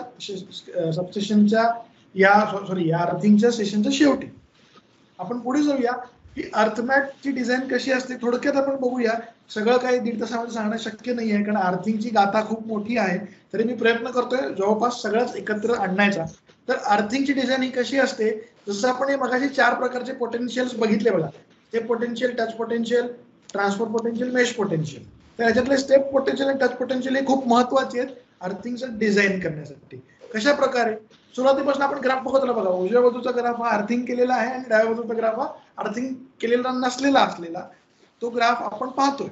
तर या 2 ग्राफ मध्ये आपल्याला काय आपण ऑब्झर्व केलंय, अर्थिंग केल्यानंतर ना ते पोटेन्शियल कमी झालेलं आहे. म्हणजेच काय आहे, आपल्याला आपले सबस्टेशनची अर्थिंग ही अशा प्रकारे डिझाईन करायची आहे की त्या सबस्टेशन मधले ऍक्च्युअल स्टेप आणि touch potential. Actual step touch potential म्हणजे काय? सबस्टेशन मध्ये काम करत असताना आपल्या दोन पायात निर्माण होणारा पोटेन्शियल, आपण एखाद्या इक्विपमेंटला टच केल्यानंतर निर्माण होणारा पोटेन्शियल, हे एवढ्या लेवल पर्यंत असलं पाहिजे की आपल्याला शॉक बसला नाही पाहिजे. तर हे कसं व्हेरीफाय करायचं आहे? तर ती सबस्टेशनची अर्थिंग करत असताना हे आपण कॅल्क्युलेट करतो, एक प्रॅक्टिकली कॅल्क्युलेट करतो आणि मॅथमॅटिकली कॅल्क्युलेट करतो. तर हे ऍक्च्युअल पोटेन्शियल आणि परमिसिबल पोटेन्शियल मध्ये जर ऍक्च्युअल व्हॅल्यू ह्या जर कमी असतील परमिसिबल पेक्षा, म्हणजे आता परमिसिबल म्हणजे काय आहे? एक पर्टिक्युलर पोटेन्शियल लेवल आहे, त्या लेवल नंतर आपल्याला शॉक बसणार आहे. तर आपण अर्थिंग केल्यानंतर ना आपल्या सबस्टेशन मध्ये जे पोटेन्शियल्स तयार होणार आहेत ते म्हणजे काय आहेत? ऍक्च्युअल आहे. म्हणजे जर आपल्या सबस्टेशन मध्ये अर्थिंग केल्यानंतरचे जे पोटेन्शियल जनरेट होणार आहेत ते शॉक लागण्यापेक्षा कमी असतील तर ती अर्थिंग सक्सेसफुल आहे. हे आपल्याला अर्थिंग करायच्या आधी सॉफ्टवेअरच्या माध्यमातून आपल्याला हे व्हेरीफाय करता येतं. म्हणजे एखादं उपकेंद्र आहे, किती बाय कितीचं उपकेंद्र आहे, कुठल्या प्रकारची सॉईल आहे आणि किती स्विच गिअर इक्विपमेंट बसवणार आहोत, किती MVA ची कॅपॅसिटी आहे, ह्याच्यावरनं एखादं उपकेंद्र तयार करायच्या आधी सॉफ्टवेअरच्या माध्यमातून हे ऍक्च्युअल पोटेन्शियल आणि हे परमिसिबल पोटेन्शियल आपण व्हेरीफाय करतो. त्याच्यानंतर ना आपल्या हेड ऑफिसचं जे डिझाईन डिपार्टमेंट आहे याला अप्रुव्हल देतं आणि त्याच्याप्रमाणे आपला कॉन्ट्रॅक्टर त्या डिझाईन प्रमाणे आपल्या प्रोजेक्ट डिव्हिजनच्या माध्यमात आपण ते काम करून घेत असतो. तर हे थोडक्यात अर्थिंग कशी होते, डिझाईनचे काय मुद्दे आहेत हे आपण आता उहापोह केला. पुढे जाऊया.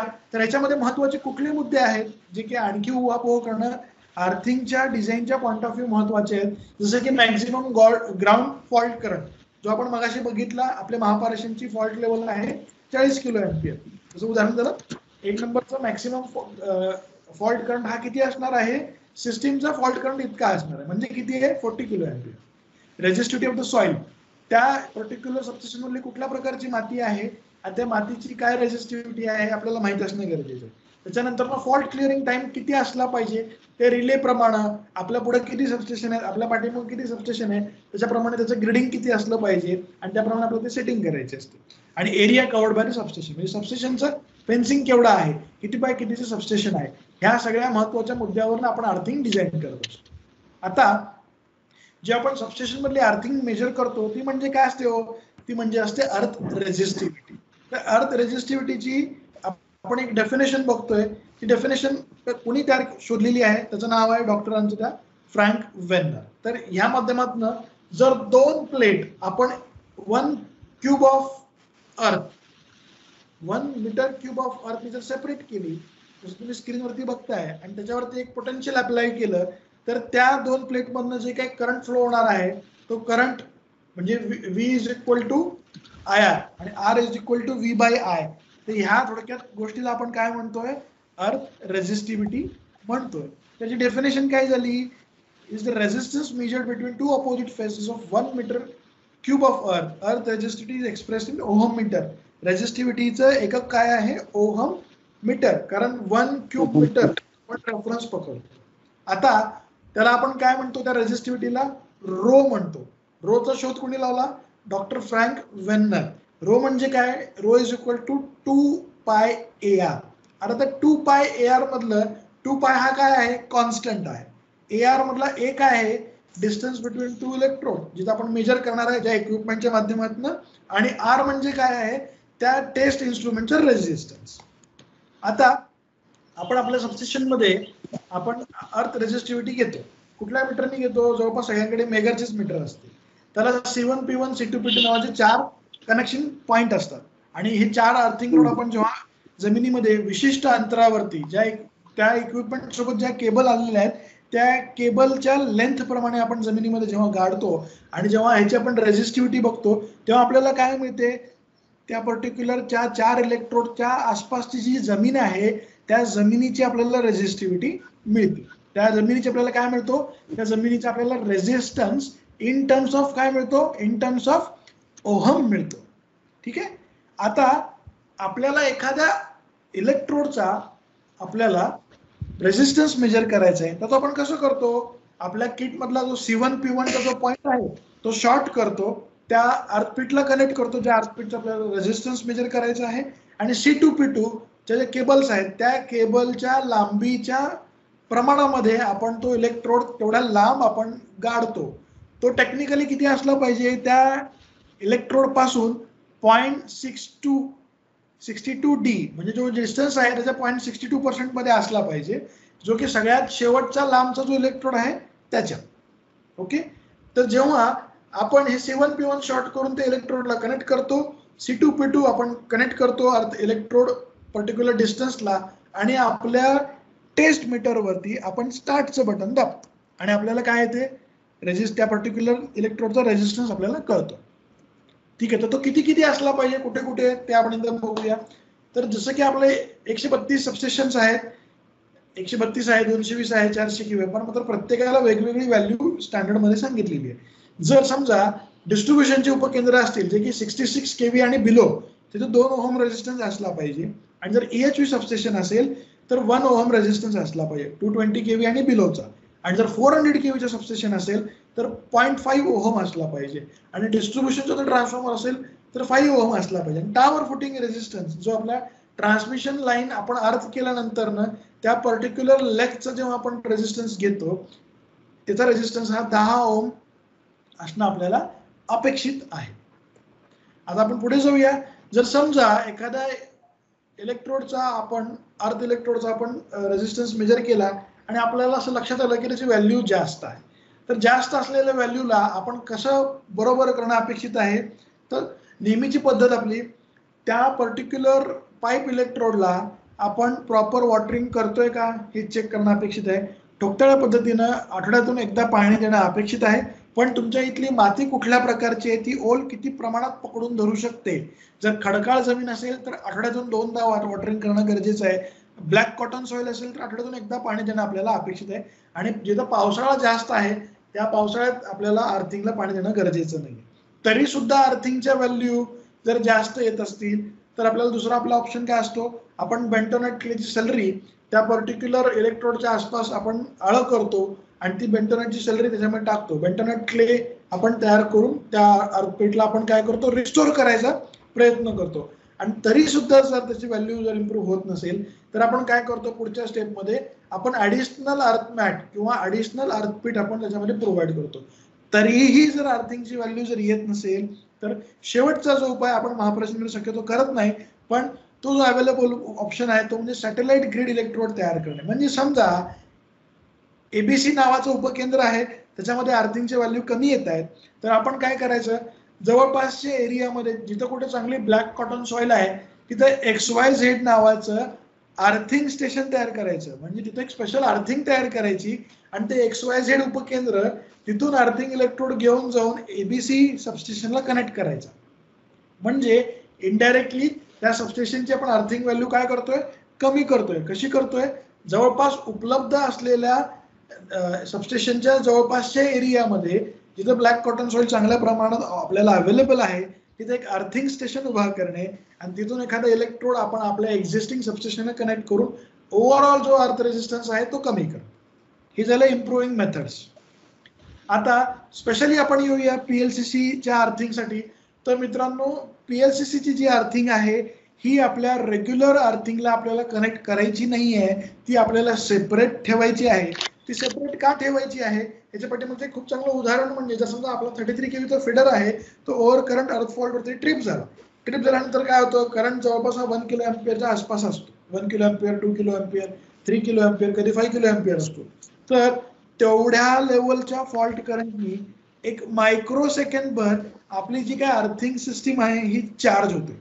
आणि जर समजा PLCCचं अर्थिंग आपल्या रेग्युलर अर्थिंगशी इंटरकनेक्टेड आहे तर काय होईल, PLCCचं अर्थिंग सुद्धा तेवढ्या फॉल्ट करंटच्या चार्जनी चार्ज होईल एक मायक्रो सेकंडभर.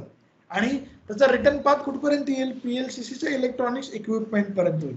पण त्याच्यानंतर काय होईल, GPR इफेक्ट होईल. GPR इफेक्ट म्हणजे काय, ग्राउंड पोटेन्शियल राईजमुळे जो काय हाय व्होल्टेज निर्माण होणार आहे तो PLCCचे जे काही इलेक्ट्रॉनिक्स इक्विपमेंट आहेत ते डॅमेज होतात.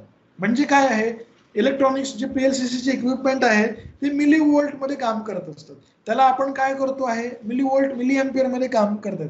त्याला आपण काय करतोय, फॉल्ट करंट कुठला आहे, 1 kilo ampere, 2 kilo ampere, 5 kilo ampere एवढा एक्सेसिव्ह फॉल्ट करंट आपण त्याला त्या PLCCच्या अर्थिंग मधून कनेक्ट करून इनडायरेक्टली आपण त्या इलेक्ट्रॉनिक्स इक्विपमेंट पर्यंत घेऊन जातोय. म्हणजे काय होईल, PLCCचे जे काही आपले महत्वाचे इलेक्ट्रॉनिक्स इक्विपमेंट आहेत, जे काही नाजूक असे इलेक्ट्रॉनिक्स इक्विपमेंट आहेत, ते जळून जाते आणि PLCCचे किट्स खराब होतील, PLCCचं पॅनल काम करणं बंद करेल. तर हे अवॉइड करण्यासाठी आपण काय करतो, PLCCचे इक्विपमेंट अर्थिंग जी आपण केलेली आहे ती अर्थिंग ही आपण आपल्या रेग्युलर EHV सबस्टेशनच्या अर्थिंग पासून सेपरेट करतो, ती इंटरकनेक्टेड नसते. तर मित्रांनो, आज आपण आपला इक्विपमेंट, जर तुम्ही सबस्टेशन मध्ये असाल तर तुम्ही चेक करा तुमची PLCCची अर्थिंग, त्याचे अर्थिंग इलेक्ट्रोड, हे त्याचे पाईप इलेक्ट्रोड हे आपल्या रेग्युलर अर्थिंगला कनेक्टेड नसले पाहिजे. ते जर कनेक्टेड असतील तर तुम्ही ते सेपरेट करून घ्या. बोलूया सबस्टेशन मधला अर्थिंग मधला आणखीन एक महत्वाचा मुद्दा आहे. तो महत्वाचा मुद्दा म्हणजे मेटल स्प्रेडिंग. मेटल स्प्रेडिंग म्हणजे खडी अंतरणे. खडी अंतरणे हा देखील अर्थिंगचा भाग आहे. सर तुमचं स्क्रीन शेअरिंग बंद झालं, स्क्रीन शेअरिंग बंद झालं होतं सर. ओके ओके, हा बंद केलं का तुम्ही? म्हणजे स्क्रीन नाहीये दिसत, तुमचा व्हिडिओ दिसतो. माझ्याकडून शेअरिंग चालू आहे सर. मी ठीक आहे, परत एकदा स्क्रीन स्टॉप करून शेअर करतो. आता विजिबल आहे सर? हा, यस. तर या मेटल स्प्रेडिंग मधनं आपल्याला काय अपेक्षित आहे अर्थिंगच्या माध्यमातून, जसं आपण मगाशी स्टेप पोटेन्शियल आणि टच पोटेन्शियल पाहिलं बघा. आपल्या दोन पायामध्ये निर्माण होणारं पोटेन्शियल आणि आपण टच केल्यानंतर निर्माण होणारं जे टच पोटेन्शियल आहे, ह्या दोनच्या टच मध्ये आपला जो पायाचा टच आहे, आपल्या अर्थिंग सिस्टीम आणि आपल्या पायाच्या टचच्या मध्ये जर ही मेटल स्प्रेडिंग असेल तर एक ऍडिशनल रेझिस्टन्स ऍड होतो आणि जी काय आपल्याला टच पोटेन्शियल निर्माण होणार आहे हे या मेटल स्प्रेडिंग मुळे काय होतात, काही प्रमाणामध्ये आपल्याला एक रेझिस्टिव्ह पाथ निर्माण केल्यामुळे ती कमी होतात. म्हणजे काय होतो, इनडायरेक्टली आपण आपल्या पायाचा रेझिस्टन्स वाढवतो आणि बॉडी करंट कमी करतो. म्हणून आपली महापारेषण काय झालं, म्हणून आपले महापारेषण आपल्या प्रत्येक टेक्निशियन्स, ऑपरेटर्स, इंजिनियर्सना सेफ्टी शूज प्रोव्हाइड करते. हा सेफ्टी शूज देखील आपल्याला ऍडिशनल फूट रेझिस्टन्स साठी महत्वाचा आहे. म्हणून सर्वजण उपकेंद्रामध्ये कार्यरत असताना आपलं सेफ्टी शूज वापरणं गरजेचं आहे. म्हणजे बघा किती सेफ्टी महत्वाचे मुद्दे ऍड झाले. एक तर आपण अर्थिंग केलेली आहे, त्याच्यावरती आपले मेटल स्टोन्स आहेत म्हणजे खडी अंतरलेली आहे, त्याच्यावरती आपण आपल्या पायामध्ये सेफ्टी शूज घातलेला आहे आणि मग आपण टच करतोय. तर ते टच होणारा जो टच पोटेन्शियल आहे तो खूप कमी प्रमाणात असणार आहे, की आपल्याला फील ही होणार नाही आणि आपल्यावरती कुठल्याही प्रकारचं आपल्याला एक अनएक्सपेक्टेड एन्व्हायरमेंट निर्माण होणार नाही. तसेच या खडी अंतरण्याचे दुसरे फायदे काय आहेत, या खडी अंतरल्यामुळे जमिनीची जी आर्द्रता आहे ती मेंटेन राहणार आहे. त्याच्यामुळं त्या खडीमुळं आर्द्रता मेंटेन राहील आणि त्या खडीमुळं ग्रास वीड म्हणजे आपण जे म्हणतो गवत जे निर्माण होणार आहे त्या गवत वाढीला एक प्रकारचा एक आपण म्हणतोय की आणखी एक रेझिस्टन्स होईल. त्याच्यामुळं गवत वाढीला एक वाव मिळणार नाही. त्यातनं आणखी एक दुसरा फायदा म्हणजे जे सरपटणारे प्राणी आहेत ते या खडी अंतरल्यामुळे पटकन सरपटणं त्यांना अवघड होणार आहे, त्यामुळे ते आपल्या उपकेंद्रामध्ये येणार नाही. तर त्याच्यासाठी आपल्या सबस्टेशन मधली अंतरलेली खडी ही व्यवस्थित असणं अपेक्षित आहे. समजा एखादा इन्सिडेंट घडला आणि ऑइल सांडलं तर या खडीमुळे देखील ऑइल एका ठिकाणी डबकं निर्माण होणार नाही. ते ऑइल वेगवेगळ्या भागामध्ये आपण काय म्हणून डिवाइड होऊन ते ऑइल वेगवेगळ्या लेयर्स मधून पास होऊन जाईल. तर हे देखील खडी अंतरण्याचे फायदे आहेत. तर आपण बघूया खडी कशा प्रकारे आणि कशा प्रकारे अंतरण अपेक्षित आहे, त्याचे लेयर्स कसे असले पाहिजे हे तुम्ही बघा आपल्या उपकेंद्रामध्ये त्या प्रकारे आहे का. तर पहिला जो आपण खडी अंतरणार आहे जमिनीशी निगडीत जवळपासचा पहिला जो लेअर आहे तो लेअर हा 40 mm साईजच्या खडीचा असणार आहे आणि तो 80 mm चा आपल्याला त्याचा बेड तयार करायचा. त्याच्यानंतर दुसऱ्या प्रकारची जी खडी आपण अंतरणार आहोत ती आहे 25 mm साईजच्या खडीची. ती किती लेअर पर्यंत आपण अंतरणार आहोत, 50 mm चा बेड तयार होईपर्यंत अंतरणार आहोत. आणि तिसरा जो लेअर आहे, तिसरा लेअर आहे 12 mm च्या खडीचा, जो की आपण 100 mm च्या थिकनेसच्या बेडच्या हिशोबाने आपण ते अंतरणार आहोत. सर्वप्रथम 40 mm ची खडी, त्याच्यावरती 25 mm ची खडी आणि सगळ्यात वरती 12 mm ची खडी. एकंदरीत आपल्याला जो बेड तयार होणार आहे तो 230 mm थिकनेसचा बेड आपल्याला अपेक्षित आहे. तर आपण उपकेंद्रामध्ये तशा प्रकारची खडी अंतरलेली आहे का नाही आपण व्हेरीफाय करा. जर ती तशी नसेल तर आपल्या उपकेंद्र प्रमुखांना ती सांगा आणि ती खडी पुन्हा म्हणजे आपण जे म्हणतो मेटल स्प्रेडिंग किंवा मेटल रिफ्रेशमेंट आपल्याला जे करणं अपेक्षित आहे, रिप्लेनिशमेंट आपण त्याला म्हणतो, ती आपण करून घेणं गरजेचं आहे. शेवटचा जो महत्वाचा मुद्दा आहे टाइप्स ऑफ ग्राउंडिंग मध्ये आपण जो बघितला होता सिस्टीम अर्थिंग, ज्याला आपण म्हणतो इंटेन्शनल लाईव्ह पार्ट आपण ग्राउंडला कनेक्ट करणे, त्याला आपण काय म्हणतोय ट्रान्सफॉर्मरची न्यूट्रल अर्थ करणे किंवा एखाद्या जनरेटरची न्यूट्रल अर्थ करणे किंवा लाइटनिंग अरेस्टरचा लाईव्ह पार्ट अर्थ करणे किंवा कॅपॅसिटिव्ह व्होल्टेज ट्रान्सफॉर्मरचा लाईव्ह पार्ट अर्थ करणे. ह्याला आपण कुठल्या प्रकारचे म्हणतोय, ह्याला आपण काय म्हणतो ग्राउंडिंग म्हणतो. याला आपण अर्थिंग म्हणत नाही, कारण तो लाईव्ह पार्ट अर्थ करतो म्हणून आपण त्याला आपण काय करतोय ग्रीक वर्ड तो ग्राउंडिंग वापरतोय, रेग्युलर इंग्लिश वर्ड अर्थिंग वापरत नाही. तर अशा प्रकारे आपल्याला दिलेल्या वेळेमध्ये 1:05 आपल्या ट्रेनिंग सेशनच्या आपण शेवटी आलेलो आहोत. तर एकंदरीत आजच्या या ट्रेनिंगमध्ये आपण काय बघितलं मित्रांनो, सुरुवातीला आपण अर्थिंग म्हणजे काय बघितलं, अर्थिंगची डेफिनेशन बघितली, त्या डेफिनेशनच्या माध्यमातून आपण अर्थिंग काय समजून घेतलं, अर्थिंगचा सिम्बॉल कशा प्रकारचा आहे तो बघितलं, अर्थिंगचे 2 स्टँडर्ड कुठले आहेत, इंडियन स्टँडर्ड 3043 एक आहे, त्याच्यामध्ये अर्थिंग कशा प्रकारची असली पाहिजे, जी की पाईप टाईपची अर्थिंग प्लेट टाईपची अर्थिंग कशी केली पाहिजे हे आपल्याला ते आयएस सांगतं. दुसरं एक आयएस आपण आपल्याला माहित झालं ते म्हणजे IEEE स्टँडर्ड 80, ज्या माध्यमातून आपण अर्थिंग डिझाईन करतो. तर या डिझाईनच्या माध्यमातून अर्थिंगची डिझाईन कशी असली पाहिजे, जी की actual touch potential step potential हे परमिसिबल स्टेप पोटेन्शियल आणि टच पोटेन्शियल पेक्षा कमी असले पाहिजे, म्हणजे आपल्याला शॉक बसणार नाही. त्यानंतर आपण काय बघितलं, टाइप्स ऑफ अर्थिंग बघितलं, plate type earthing, pipe type earthing बघितलं, काउंटर पॉइज अर्थिंग बघितलं. त्याच्यानंतर आपण पाहिलं equipment earthing, safety earthing, functional earthing आणि सगळ्यात शेवटी आहे सिस्टम अर्थिंग. हे 3 प्रकारचे अर्थिंग बघितले. त्याच्यानंतर काउंटर पॉइज अर्थिंग कशी केली असते ती आपण बघितली. त्याच्यानंतर नवीन प्रकारचे अर्थिंग कॉपर बॉन्डिंग रॉड, ज्याला की आपण फास्ट इलेक्ट्रोड म्हणतो, त्याच्यामध्ये ती अर्थिंग कशा प्रकारे केलेली असते ती बघतो. जी आपली रेग्युलर अर्थिंग आहे आणि ह्या अर्थिंग मधला काय फरक आहे हे आपण बघितलं. त्याच्यानंतर त्याच्या पुढे आपण काय समजून घेतलं की अर्थिंग डिझाईन करताना कुठले कुठले पोटेन्शियल्स आपल्यावरती कार्य करत असतात, जसं की स्टेप पोटेन्शियल आहे, टच पोटेन्शियल आहे, मेश पोटेन्शियल आहे, ट्रान्सफर पोटेन्शियल आहे. हे पोटेन्शियल आपण ग्राफिकल माध्यमातून बघितले. त्याच्या पुढे डिझाईन करताना त्या पोटेन्शियलचा बॅलन्स हा कसा असला पाहिजे, म्हणजे डिझाईन आपलं व्यवस्थित असतं ते आपण बघितलं. त्याच्या पुढे स्पेसिफिक रेझिस्टिव्हिटी म्हणजे काय बघितली, रो म्हणजे काय, row is equal to 2πAR बघितलं. स्पेसिफिक रेझिस्टिव्हिटीच्या माध्यमातून त्या 4P मेथड मधून आपण जेव्हा 4 लेग आपल्या अर्थ resistivity किटचे C1 P1 C2 P2 connect करून जेव्हा मेजर करतो तेव्हा आपण ती स्पेसिफिक रेझिस्टिव्हिटी त्या पर्टिक्युलर अर्थची मेजर करत असतो.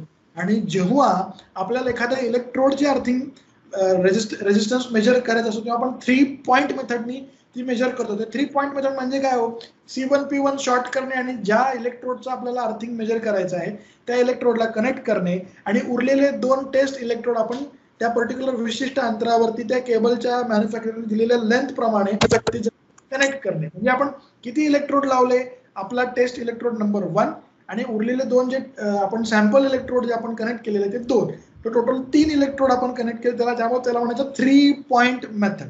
त्या 3 पॉइंट मेथडने आपण आपली सबस्टेशन मधली अर्थिंग मेजर करत असतो.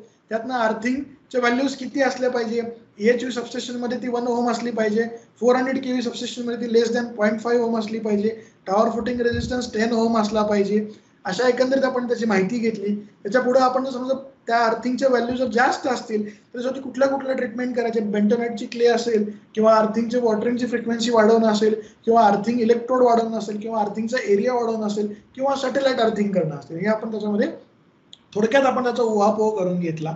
आणि सरती शेवटी मेटल स्प्रेडिंगच्या माध्यमातून आपल्याला कुठले फायदे होतात ते आपण पाहिले. त्यासोबत आपण SNT नावाचं एक टूल किट बघितलं, ज्यामध्ये आपल्याला स्टेप अँड टच पोटेन्शियलचे आपल्याला फीडबॅक आपल्याला येतो, म्हणजे सेफ व्होल्टेज आहे का नाही काम करताना लाईनवरती स्पेसिफिकली आपल्याला त्याच्यातून बघायला मिळतं. आणि सगळ्यात महत्त्वाचं सरती शेवटी आपण काय बघितलं, सिस्टम अर्थिंगमध्ये ट्रान्सफॉर्मरची न्यूट्रल ही प्रॉपर अर्थ असणे, प्रॉपर ग्राउंड असणे गरजेचं आहे. जेव्हा आपण सबस्टेशनमध्ये ट्रान्सफॉर्मरचं शटडाऊन घेतो त्या शटडाऊनच्या वेळेस ती अर्थिंग ती ग्राउंडिंग प्रॉपर आहे का नाही बघणं गरजेचं आहे. प्रत्येक वेळेस त्याचं नटबोल्ट टाईटनिंग स्पेसिफिकली आपल्याला चेक करणं गरजेचं आहे, ज्या माध्यमातून आपण आपला ट्रान्सफॉर्मर हा वाचवू शकू. आणि एकंदरीत आजच्या ह्या उजळणी वर्गामध्ये आपण अर्थिंग म्हणजे काय थोड्या बहुत प्रमाणात आपण जास्ती प्रमाणात आपण चर्चा केलेली आहे, उहापोह केलेला आहे.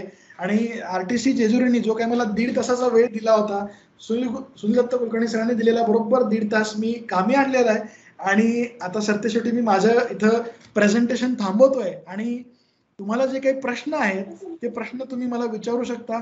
आपल्या देवाच्या चरणी प्रार्थना करूया की हे कोविडचा विषय लवकर संपूया आणि आपण पुन्हा एकदा आपल्या क्लासरूम मध्ये भेटूया. आणि तुम्ही सर्वजण शांतपणे हे पूर्ण ट्रेनिंग अटेंड केलं त्याबद्दल सर्वांचे मनापासून आभार.